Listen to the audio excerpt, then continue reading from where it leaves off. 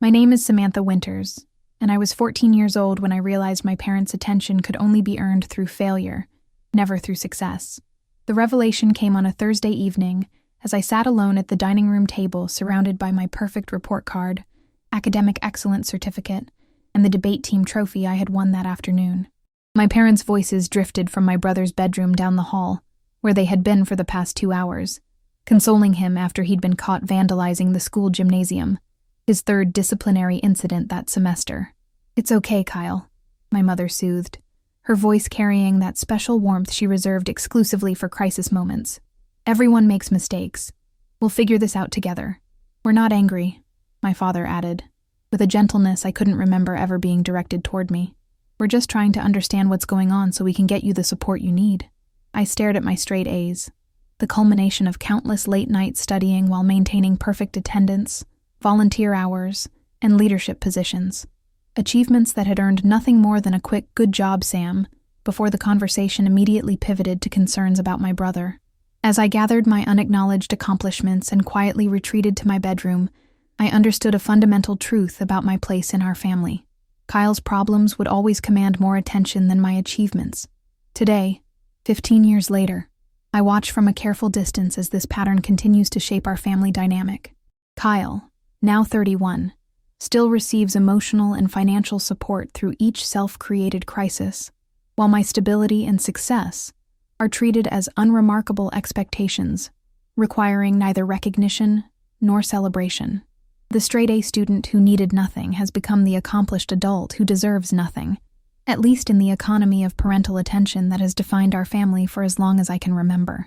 Before I tell you how this realization changed everything about how I approached family relationships, drop a like and subscribe to hear how recognizing this painful pattern led to a confrontation none of us were prepared for, but that ultimately transformed our family in ways we never expected.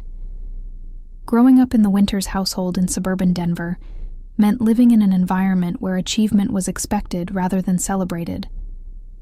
My parents, Margaret and David Winters, had built respectable middle-class careers, she as a hospital administrator, he as an accountant at a regional firm, through what they described as consistent responsibility and hard work. These weren't qualities they considered exceptional. They were the baseline requirements for functioning in adult society. This perspective shaped their parenting philosophy, particularly regarding academic performance and behavior. Good grades, proper conduct, and responsible choices weren't achievements worthy of special recognition. They were simply meeting standard expectations. Problems, however, required immediate attention and intervention. This fundamental approach created dramatically different experiences for my brother and me based on our natural tendencies and behaviors. Kyle, 3 years my senior, struggled from early childhood with academic focus, impulse control, and emotional regulation. His report cards consistently featured C's and D's, punctuated by teacher comments about untapped potential and disruptive classroom behavior. Parent-teacher conferences were regular occurrences, each one triggering intensive parental engagement. Meetings with specialists, research into learning strategies, conversations about accommodations and support systems. When Kyle entered adolescence, his challenges escalated from academic underperformance to concerning behavior, skipping classes, experimenting with substances, and engaging in increasingly risky activities with a peer group my parents openly disapproved of, but seemed powerless to redirect him from. Each incident, from detention to suspension to eventual encounters with juvenile authorities, mobilized my parents into intensive intervention mode. Specialists were consulted, family therapy was arranged, reward systems were implemented. My father even adjusted his work schedule to be more available during critical afternoon hours when Kyle was most likely to find trouble. Their parenting energy focused almost exclusively on understanding and addressing Kyle's struggles, believing that my natural tendency toward responsibility and achievement required minimal guidance or acknowledgement.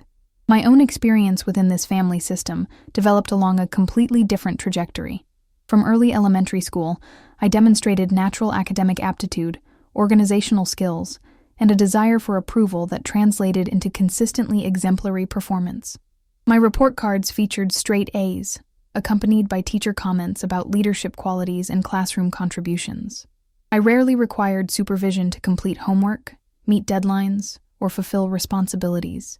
This self-sufficiency, rather than being recognized as an achievement itself, became the justification for parental disengagement from my accomplishments and development.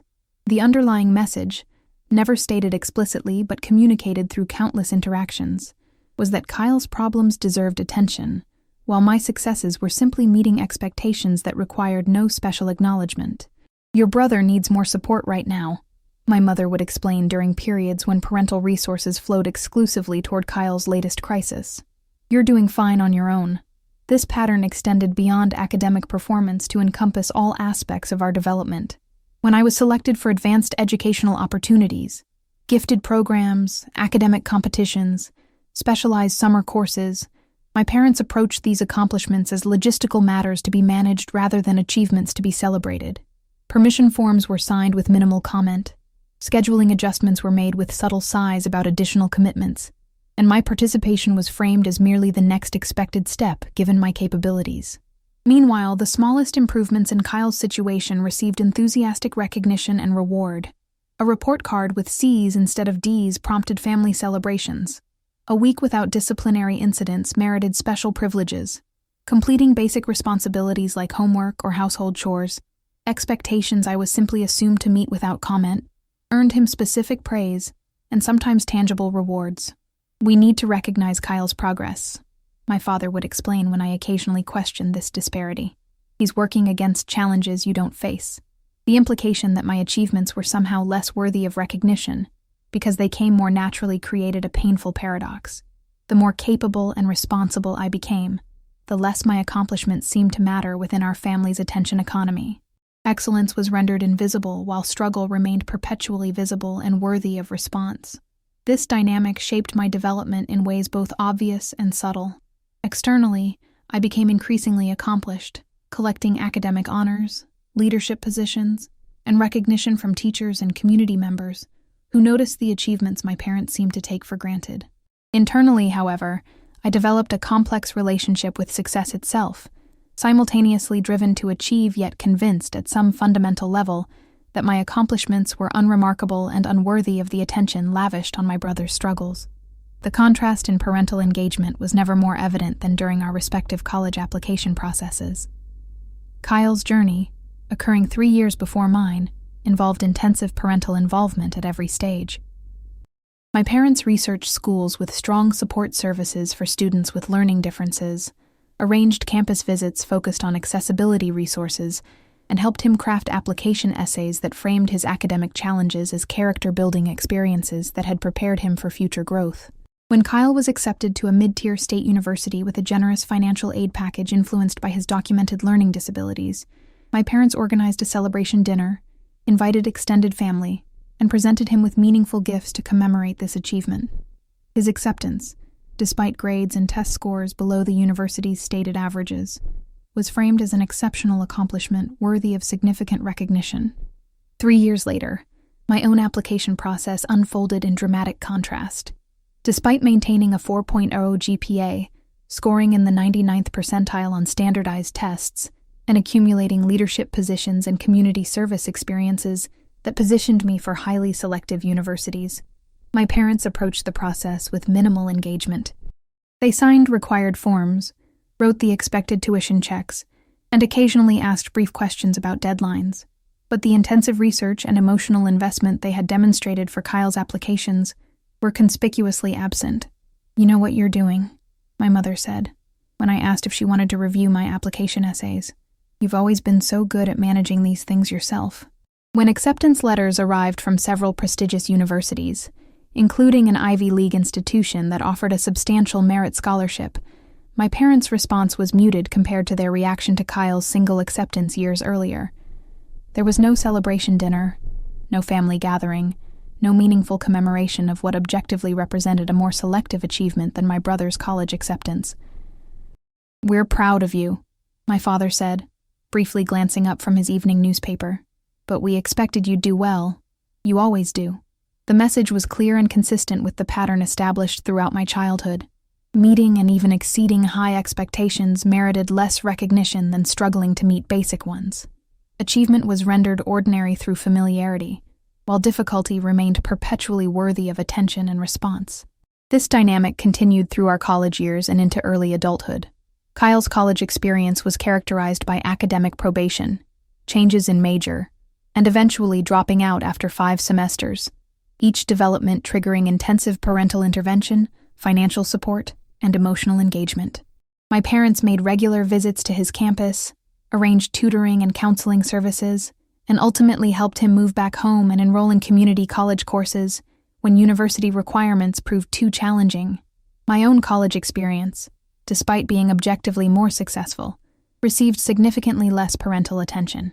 My academic achievements, leadership roles, and even securing a prestigious internship after sophomore year were acknowledged with brief congratulatory calls rather than the sustained engagement that characterized their response to Kyle's struggles. When I graduated summa cum laude and received a job offer from a respected consulting firm, their response was positive, but notably restrained compared to the celebration that had greeted Kyle's eventual completion of an associate's degree several years later. The pattern extended seamlessly into our adult lives. Kyle's 20s were characterized by employment instability, financial dependence, and periodic personal crises that consistently mobilized my parents' practical and emotional resources. Job losses prompted not just temporary financial support, but intensive involvement in his subsequent job search, reviewing applications, practicing interview techniques, leveraging professional connections. Relationship breakups triggered frequent supportive visits, lengthy phone conversations, and sometimes therapy arrangements facilitated and funded by my parents. My own adult milestones, promotions, professional recognition, even purchasing my first home, received polite acknowledgement but minimal engagement. When I was selected for a competitive management training program at my company, my mother's response captured the essence of our family dynamic. "That's wonderful, honey." "Oh, did Kyle tell you he's thinking about going back to school? We're so excited he's finding direction again." The contrast was particularly evident in how financial support was distributed between us. While I had funded my own graduate education, made my own down payment on a modest home, and carefully managed my finances without parental assistance, Kyle continued receiving regular subsidies well into his late 20s. These weren't limited to emergency situations but extended to routine expenses: rent supplements during periods of underemployment, car payments when his vehicle needed replacement, even vacation costs when my parents believed he needed a break from the stresses of his latest life challenge. "Your brother isn't as established as you are," my mother explained when I once carefully inquired about this disparity. "You've always been so independent and responsible with money. Kyle needs more guidance in that area." The circular logic was frustratingly familiar. My demonstrated capability justified less support, while Kyle's struggles justified more, regardless of the choices and behaviors that had created our respective situations. The more self-sufficient I became, the less I seemed to deserve recognition or assistance. The more dependent Kyle remained, the more he seemed entitled to ongoing support and attention. This dynamic reached a particularly painful inflection point during the same year I turned 30. Within a 6-month period, I had completed an MBA while working full-time, received a significant promotion at my consulting firm, and purchased a larger home in a neighborhood I had aspired to live in since beginning my career. These achievements, representing years of disciplined work, strategic planning, and personal sacrifice, received the familiar pattern of brief acknowledgement from my parents, before conversations immediately shifted to Kyle's latest situation. During this same period, Kyle had been fired from his 4th job in 3 years, broken up with a girlfriend who my parents had never particularly approved of anyway, and decided to find himself through a spiritual retreat program that required yet another financial contribution from our parents, despite his being 23 years old. These developments dominated family conversations, holiday gatherings, and my parents' emotional bandwidth in ways my accomplishments never had. The disparity became unavoidably clear during a family dinner celebrating my parents' 35th wedding anniversary. As we finished the main course, my father raised his glass in a toast that inadvertently illuminated the family dynamic that had shaped our entire lives. "We're so proud of both our children," he began warmly. "Samantha, with her incredible drive and independence. We never have to worry about her. She's always handled everything so capably on her own." He then turned toward my brother with a different quality of emotion in his voice. a warmth and investment that felt tangibly different from the admiration, but emotional distance that had characterized his comments about me. And Kyle, who has faced so many challenges with courage and persistence. We're so proud of how far you've come and how you keep trying despite setbacks. Your journey hasn't been easy, but we've been honored to support you through every step. The asymmetry was striking. My incredible drive and independence were framed as personality traits, requiring no parental input, rather than achievements worthy of genuine emotional engagement. Meanwhile, Kyle's courage and persistence, through largely self-created difficulties, were presented as meaningful accomplishments that my parents felt honored to support. Most revealing was the casual acknowledgement that they never have to worry about me, as if parental attention should be allocated based on anxiety rather than achievement, concern rather than celebration. The underlying message remained consistent with what I had understood since childhood. Struggling earned more meaningful recognition than succeeding. As I drove home from that anniversary dinner, I found myself confronting difficult questions about how this family dynamic had shaped not just my relationship with my parents, but my entire approach to achievement and self-worth.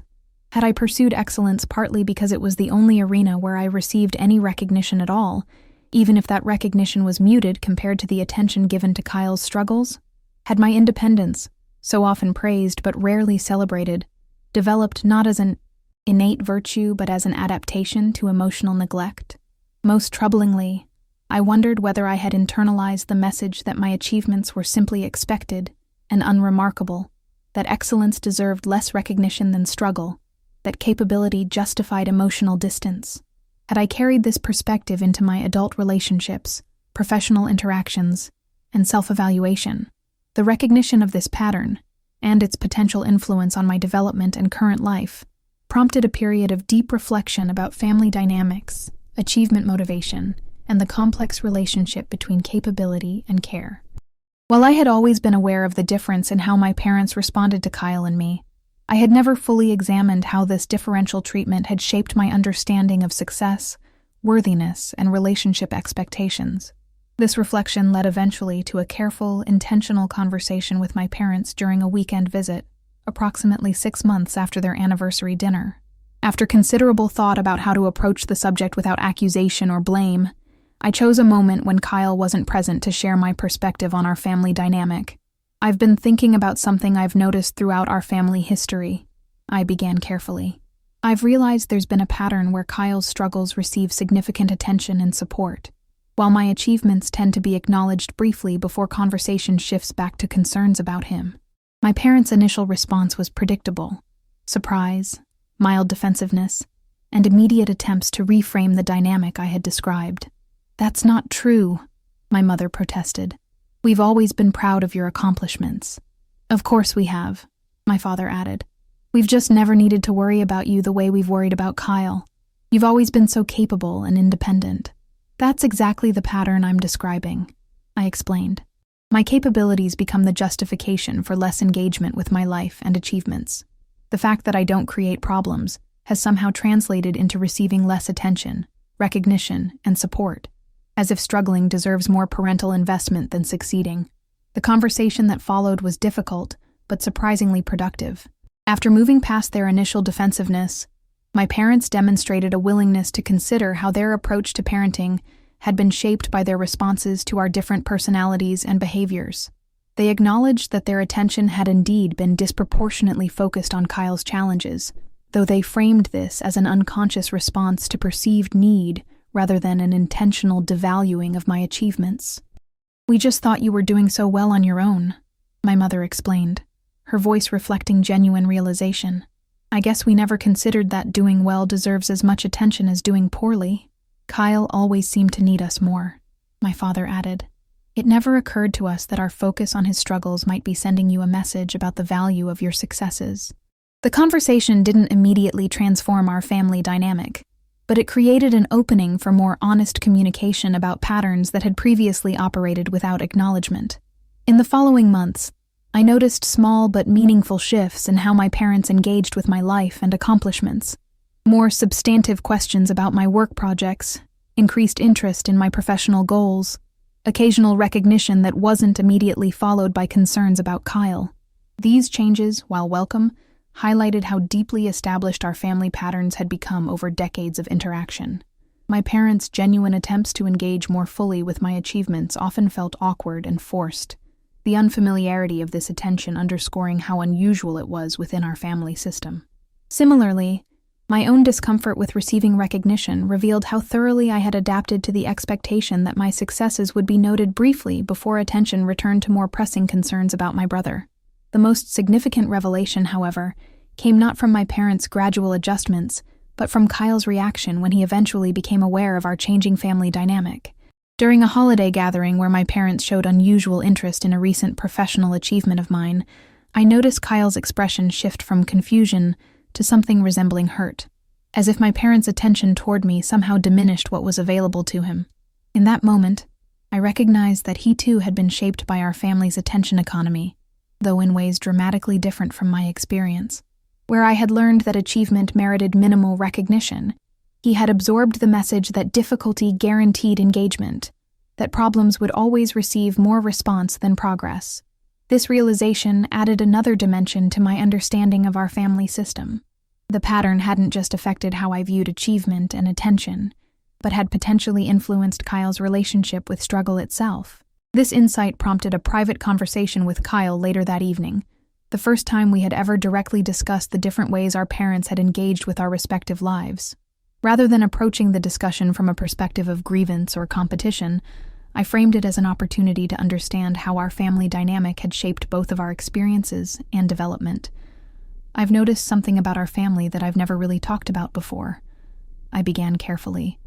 "It seems like Mom and Dad have always given more attention to challenges than achievements, more recognition when things go wrong than when things go right."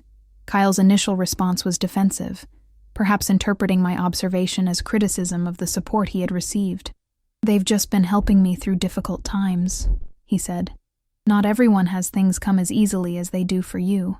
The familiar framing, that my achievements were simply the result of things coming easily, rather than deliberate effort and discipline, highlighted how thoroughly our family narrative had been absorbed by all members.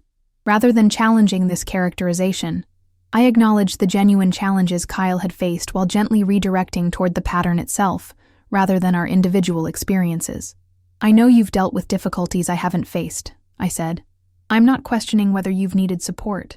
I'm just realizing how our family has operated around a certain pattern, where struggling receives more engagement than succeeding, where problems get more attention than achievements." As our conversation continued, something unexpected happened. Rather than maintaining a defensive posture, Kyle gradually began sharing his own perspective on our family dynamic, revealing aspects of his experience I had never fully considered. "Do you know what it's like being the problem child?" he asked after we had been talking for some time. "Always feeling like the one who can't get it together, who needs constant help and intervention, watching your perfect sister sail through everything while you're always messing up?" His vulnerability opened a new dimension to my understanding of our family system. While I had experienced the pain of having achievements rendered invisible through familiarity, he had felt the burden of being perpetually viewed through the lens of his difficulties, defined by his struggles rather than his capabilities. Where I had received minimal attention for meeting high expectations, he had received constant attention for failing to meet basic ones, a dynamic that had potentially reinforced the very behaviors our parents were attempting to address. "Sometimes I wonder if I would have had so many problems if they hadn't always expected me to have problems," he reflected. "Like, when you're always treated as the one who can't handle things, maybe you start living up to that expectation." This conversation with Kyle marked the beginning of a significant shift in our sibling relationship. Where we had previously occupied separate positions within our family's attention economy, the struggling son who commanded concern, the successful daughter who required none, we began developing a connection based on mutual understanding of how this system had shaped both of our experiences and identities. The discussion also prompted further conversations with our parents about family dynamics, this time including Kyle's perspective alongside mine. These dialogues were sometimes uncomfortable, occasionally defensive, but ultimately productive in bringing greater awareness to patterns that had operated largely without examination for decades. Today, 3 years after that initial conversation with my parents, our family dynamic has evolved in ways I wouldn't have thought possible. The changes aren't dramatic or complete. Deeply established patterns don't transform overnight, but meaningful shifts have occurred in how attention, recognition, and support are distributed among family members. My parents make more consistent efforts to engage with my achievements and life developments, asking substantive questions about my work projects and personal goals, rather than offering brief acknowledgement before pivoting to concerns about Kyle. More significantly, they've begun recognizing the effort behind my accomplishments, rather than treating them as effortless products of natural ability, acknowledging that achievement represents deliberate work, rather than merely meeting expected standards. Similarly, their approach to Kyle's situations has evolved to include more accountability, alongside support, recognizing that attention without expectation may have inadvertently reinforced patterns of dependence. While they remain appropriately supportive during genuine challenges, they've developed greater awareness of how their response patterns might influence his behavior and choices. Kyle himself has demonstrated surprising growth since our conversations about family dynamics began. With decreased parental management of his difficulties and increased recognition of his capabilities, he has gradually taken more responsibility for his circumstances and decisions. While still experiencing occasional setbacks, he approaches them with greater agency and less automatic expectation that our parents will intervene to resolve situations he has created. Our sibling relationship has transformed most significantly of all. Where we previously occupied separate positions within a family system that defined us primarily through our differences, we've developed a connection based on mutual understanding and shared experience. The recognition that we were both shaped by the same family dynamic, albeit in dramatically different ways, has created foundation for authentic relationship that wasn't possible when we were unconsciously enacting our assigned roles within the family's attention economy. The most meaningful change, however, has occurred in my relationship with achievement itself. Through examining how family patterns influenced my development, I've begun recognizing how thoroughly I internalized the message that excellence deserves less recognition than struggle, that capability justifies emotional distance. This awareness has allowed me to consciously reconsider success, not as an expected baseline requiring no acknowledgement, but as the product of deliberate effort worthy of genuine celebration. I've learned to advocate for appropriate recognition in professional context, rather than automatically accepting that my contributions will be noted briefly before attention returns to more pressing problems. I've developed healthier expectations in personal relationships, recognizing when patterns from my family of origin influence my assumptions about what attention and support I deserve. Most importantly, I've begun celebrating my own achievements, rather than dismissing them as merely meeting expectations, acknowledging the work, discipline, and intention behind accomplishments I previously treated as unremarkable. He got into trouble and got help. I got straight A's and silence. That family pattern shaped both of our development in profound and sometimes painful ways. But recognizing the dynamic, naming it, examining it, discussing it openly, created possibility for new patterns of interaction based on awareness, rather than unconscious repetition of established roles. If you recognize similar dynamics in your own family, where achievement receives less attention than struggle, where capability becomes justification for emotional distance, know that these patterns can be identified, discussed, and gradually transformed. The process isn't necessarily comfortable, but it creates possibility for relationships based on conscious choice, rather than unconscious continuation of established roles and expectations. The straight-A student who internalized the message that excellence merits minimal recognition can learn to value her own achievements and expect appropriate celebration from others. The struggling sibling who absorbed the message that problems guarantee attention can develop capability independent of parental management. And the family that unconsciously allocated attention based on difficulty rather than achievement can develop awareness that shapes more balanced engagement with all members, regardless of their natural tendencies toward success or struggle. The journey toward transforming our family's deeply entrenched patterns didn't progress in a straight line. The conversations that began 3 years ago opened space for greater awareness. But awareness alone didn't immediately change behaviors established over decades of interaction. In many ways, the most challenging work began after those initial discussions, as we each confronted how thoroughly our identities and relationships had been shaped by the family's attention economy. For my parents, the process involved recognizing how their well-intentioned responses to our different personalities and behaviors had inadvertently created a system where struggle received more engagement than success. This recognition prompted uncomfortable questions about their parenting approach. Had their intensive focus on Kyle's difficulties potentially reinforced his struggles rather than resolving them?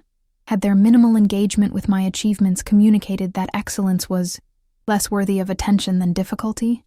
We thought we were just responding to what each of you needed, my mother reflected during a family dinner about 6 months after our initial conversations. Kyle seemed to need more guidance and support, while you always handled things so capably on your own. I think we confused independence with not needing recognition, my father added, demonstrating an evolving understanding of the dynamic. We assumed that because you could achieve without our intervention, you also didn't need our engagement with those achievements. This growing awareness represented significant progress, but translating insight into consistent behavioral change proved challenging. Decades of established interaction patterns created powerful momentum toward familiar responses, even as intellectual understanding of those patterns increased. My mother still instinctively devoted more conversational energy to Kyle's latest challenge than my recent accomplishment. My father still automatically praised my natural capabilities, rather than acknowledging the deliberate effort behind my achievements. The most revealing moments occurred when both dynamics were present simultaneously, when Kyle experienced a difficulty while I achieved a success. These situations highlighted how deeply ingrained our family's attention allocation patterns remained, despite growing awareness of their impact. One such moment occurred approximately a year after our initial conversations. I had recently received a significant industry recognition for a project I had led, while Kyle was struggling with uncertainty about his career direction after leaving another position that wasn't the right fit. During a family dinner where both situations were discussed, the conversation devoted approximately 5 minutes to my professional achievement before shifting to nearly an hour of engaged discussion about Kyle's employment situation. What differed from previous years, however, was our collective awareness of this imbalance. About 40 minutes into the detailed conversation about Kyle's career options, my mother suddenly stopped mid-sentence and looked at me with genuine realization. "We're doing it again, aren't we?" she said. "We acknowledged your award briefly, and then spent the entire evening on Kyle's situation. This moment of recognition, naming the pattern as it was occurring rather than continuing it unconsciously, represented significant progress in our family's evolution. Instead of proceeding with the established dynamic, we were developing the capacity to identify it in real time and potentially choose different responses. It's our default setting," I acknowledged, appreciating her awareness while trying to avoid making her defensive. "We've all been operating this way for so long that it feels natural. Let's reset," my father suggested, turning toward me with deliberate attention. "Tell us more about this recognition. What exactly was the project that earned it?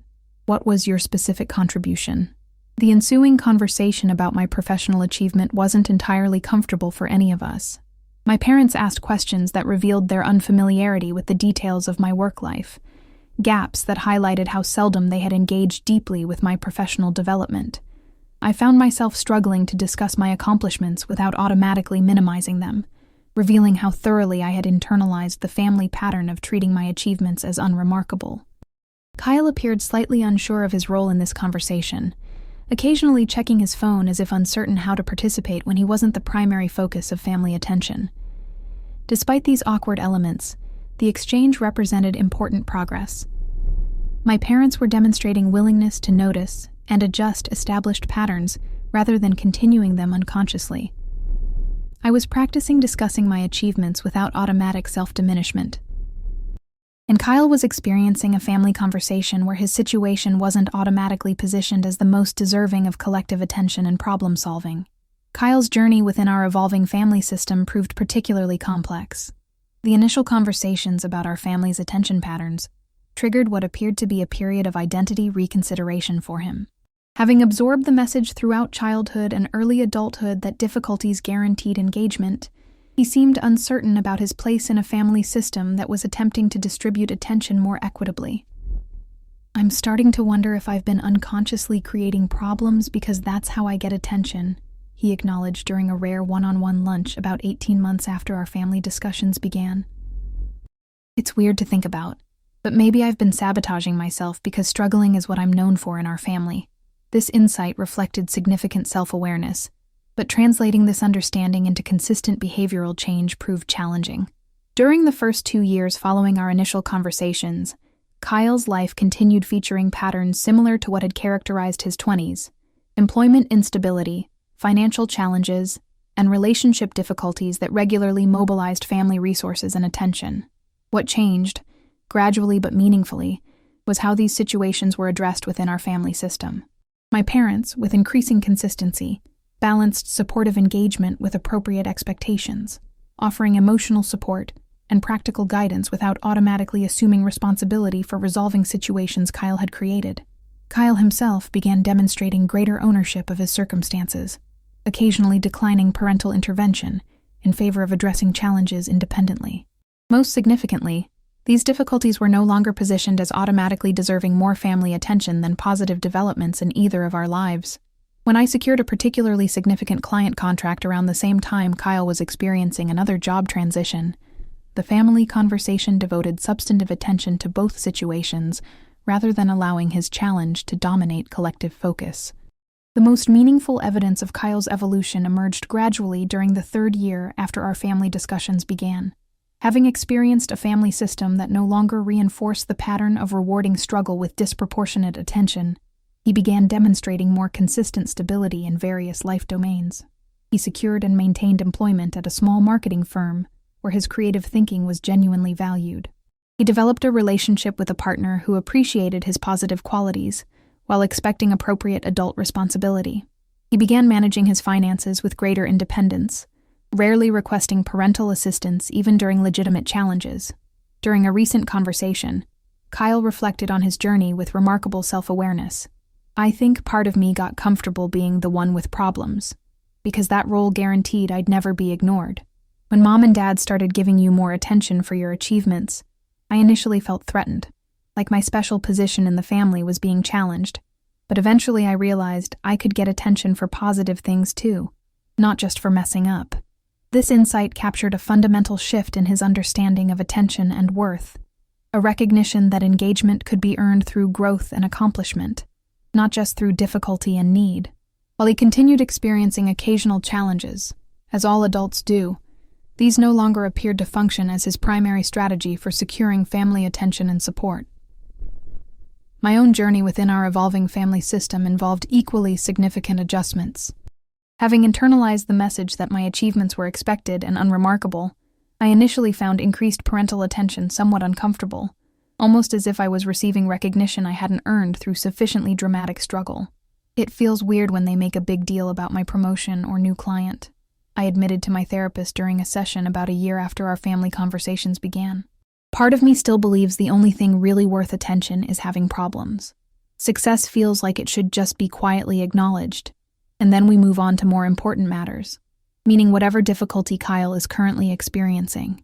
This discomfort revealed how thoroughly I had absorbed our family's attention economy, not just in my expectations of others, but in my fundamental sense of what deserved recognition and engagement.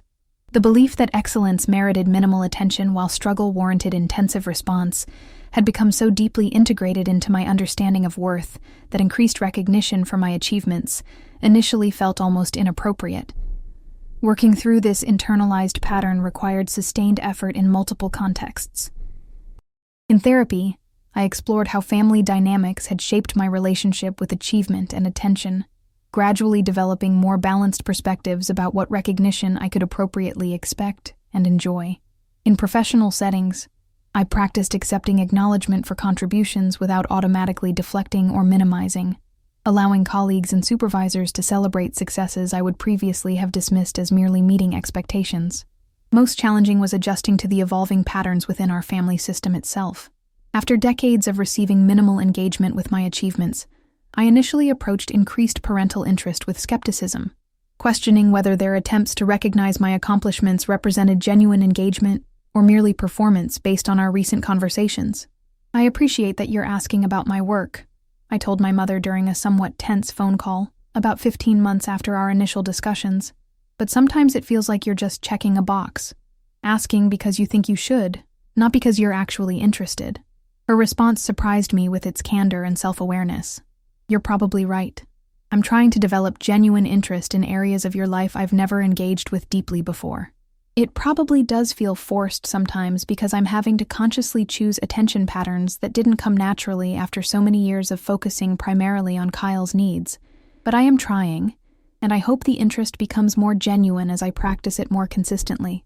This honest acknowledgement, recognizing the challenges of changing established patterns while maintaining commitment to that change, created space for patience during the awkward transition period. Rather than expecting immediate transformation in how my parents engaged with my life and achievements, I began appreciating their genuine efforts to develop new patterns of attention and recognition, even when those efforts sometimes felt mechanical or forced. Over the subsequent months and years, these initially conscious adjustments gradually developed into more natural interaction patterns. My parents' questions about my professional projects and personal goals became more specific and substantive, reflecting growing familiarity with aspects of my life they had previously engaged with only superficially. Their recognition of my achievements began including acknowledgement of the effort involved rather than attributing success entirely to natural abilities that required no special attention or celebration. Most significantly, they demonstrated increasing capacity to maintain appropriate engagement with my life and accomplishments, even when Kyle was simultaneously experiencing challenges that would previously have commanded exclusive family attention. This balanced approach, recognizing that both struggle and success deserved engagement, represented fundamental evolution in our family's attention economy. The transformation in my relationship with Kyle proved equally meaningful, though it unfolded along a different trajectory than I might have anticipated. Rather than creating distance or resentment, our shared recognition of the family patterns that had shaped both our experiences created foundation for more authentic connection. We were both affected by the same dynamic, just in completely different ways, Kyle observed during a conversation about 2 years after our initial family discussions. You became the perpetually responsible one who never got enough recognition, and I became the perpetually struggling one who never developed enough capability. This mutual understanding, recognizing how we had each been influenced by the same family system, rather than viewing ourselves as fundamentally different types of people, allowed us to develop relationship based on genuine connection, rather than the established roles we had occupied within the family's attention patterns. Where previous interactions had been characterized by distance, punctuated by crisis-driven engagement, when Kyle needed support, our evolving relationship featured more consistent communication about a broader range of experiences. I became more comfortable sharing challenges rather than presenting only carefully curated success, while Kyle developed increased capacity to celebrate achievements rather than engaging primarily through difficulties. Perhaps most healing was the recognition that neither of us was entirely responsible for the family dynamic that had shaped our development and relationship. The pattern where struggle received more attention than success hadn't been created by Kyle's difficulties or my achievements, but by our parents' unconscious responses to our different personalities and behaviors. This understanding allowed us to release resentments that had previously complicated our sibling connection. My frustration that his problems always commanded more attention than my accomplishments. His perception that my success established impossible standards he could never meet. "I used to think you judged me for always messing up," Kyle acknowledged during a particularly honest conversation. "But now I realize you were just dealing with your own frustrations about how differently Mom and Dad responded to us. And I assumed you were deliberately creating drama to get attention," I admitted, "when you were probably just responding to the message that problems were the only thing that really mattered in our family." This mutual recognition, that we had each been shaped by the same family system rather than deliberately creating the dynamic between us, created possibility for relationship based on current connection rather than established roles and resentments. Today, 5 years after those initial conversations about our family's attention economy, the transformation in our relationships continues evolving in meaningful ways. The changes aren't dramatic or complete. Patterns established over decades maintain significant momentum even when consciously identified, but consistent shifts have occurred in how attention, recognition, and support are distributed among family members. My parents demonstrate increasing capacity to engage substantively with my achievements, while maintaining appropriate support during Kyle's challenges, recognizing that both success and struggle deserve attention, appropriate to their significance, rather than automatically prioritizing difficulty over accomplishment. Kyle continues developing stability across various life domains, while occasionally navigating challenges with greater independence and self-sufficiency than characterized his 20s. I have grown increasingly comfortable discussing both achievements and difficulties, recognizing that neither success nor struggle entirely defines my worth or deservingness of attention. Most significantly, we have collectively developed greater awareness of the patterns that previously operated without examination or acknowledgement. When old dynamics occasionally reassert themselves, when a family conversation begins devoting disproportionate attention to Kyle's latest situation, while briefly acknowledging my recent accomplishment, we now have capacity to notice this pattern and consciously choose different responses. "We're doing the thing again," my father observed during a recent family dinner where conversation had shifted from my new leadership position to Kyle's uncertainty about whether to accept a job offer. We acknowledged Sam's promotion and immediately focused on Kyle's decision. Let's circle back and give Sam's news the attention it deserves. This awareness, recognizing established patterns as they emerge rather than continuing them unconsciously, represents perhaps the most significant evolution in our family system. While we haven't completely transformed decades of established interaction patterns, we have developed capacity to identify these patterns and potentially choose responses based on current intentions, rather than unconscious continuation of familiar dynamics. The most profound change has occurred in my own relationship with achievement and recognition. Having spent decades internalizing the message that excellence merited minimal attention while struggle warranted intensive response, I had developed complex patterns around success and acknowledgement that extended far beyond family relationships into professional contexts and personal identity. Through sustained reflection, therapy, and deliberate practice in various relationships, I've gradually developed healthier perspectives on achievement and recognition. I've learned to celebrate accomplishments without automatically minimizing their significance or importance. I've developed capacity to accept acknowledgement without deflection or discomfort. Most importantly, I've recognized that excellence deserves engaged attention, not because it's rare or difficult, but because it represents genuine effort and contribution worthy of recognition. This evolution hasn't eliminated ambition or diminished achievement orientation, but it has transformed my relationship with success itself. Where I previously pursued excellence partly because it was the only arena where I received any recognition at all, however minimal compared to attention given to struggle, I now approach achievement with clearer understanding of intrinsic motivation and appropriate external acknowledgement. The changes in our family dynamic haven't erased the impact of decades spent in a system where struggle received more attention than success. Those early experiences shape development in ways that continue influencing current patterns and perspectives.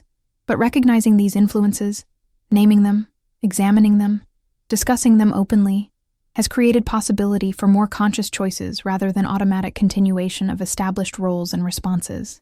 He got into trouble and got help. I got straight A's and silence. That family pattern shaped both our development in profound and sometimes painful ways. But identifying the dynamic, bringing conscious awareness to previously unexamined patterns, created foundation for relationships based on current choice rather than unconscious repetition of familiar roles. If you recognize similar patterns in your own family or relationships, where struggle automatically commands more attention than success, where capability becomes justification for emotional distance, know that these dynamics can be identified, discussed, and gradually transformed. The process isn't quick or simple, requiring sustained effort and willingness to experience discomfort as established patterns are examined and adjusted. But this work creates possibility for relationships where both struggle and success receive appropriate attention and recognition, where excellence isn't rendered invisible through familiarity, and capability doesn't justify emotional distance. The straight-A student who received silence instead of celebration can learn to value her own achievements and expect appropriate recognition from others. The struggling sibling who received help and attention through difficulties can develop capability and stability independent of crisis-driven engagement. And the family that unconsciously allocated attention based on problems rather than accomplishments can evolve toward more balanced engagement with all members, regardless of whether they are currently succeeding or struggling. This transformation doesn't require perfect implementation or complete reconstruction of established dynamics. It begins with recognition, noticing patterns that have operated without examination, and continues through consistent, imperfect efforts to choose responses based on conscious intention rather than unconscious habit. The resulting evolution may not dramatically reinvent family relationships, but it creates possibility for interactions shaped more by awareness and choice than by unrecognized patterns established decades earlier. Today, when I receive recognition for professional achievements or personal milestones, I no longer automatically minimize their significance or redirect attention toward more deserving difficulties experienced by others. When family conversations acknowledge my accomplishments with engagement, similar to what's devoted to challenges, I can receive this attention without discomfort or skepticism. And when I observe my brother receiving appropriate support during legitimate difficulties, while also being recognized for genuine accomplishments, I experience appreciation rather than resentment, recognition that both struggle and success deserve attention appropriate to their significance, rather than automatically allocating engagement based on problems rather than achievements. The family that once unconsciously operated on the principle that trouble earned help while straight A's received silence has evolved toward more balanced recognition that both difficulty and excellence deserve engaged attention. The transformation isn't complete or perfect, but it represents meaningful progress toward relationships based on conscious choice, rather than unconscious continuation of established patterns. Progress that has created space for genuine connection that wasn't possible when we were each locked into roles within the family's attention economy.